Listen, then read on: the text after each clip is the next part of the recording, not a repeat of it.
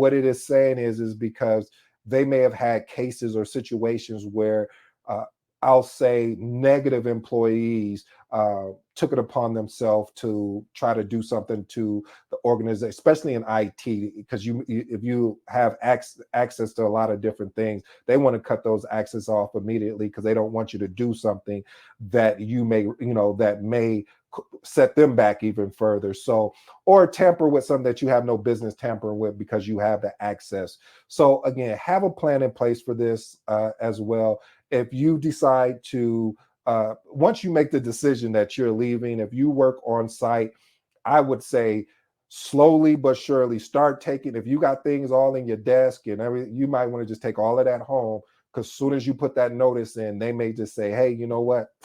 Uh, we're gonna let you go. You don't have to work the full 2 weeks. We're gonna make do with what we have.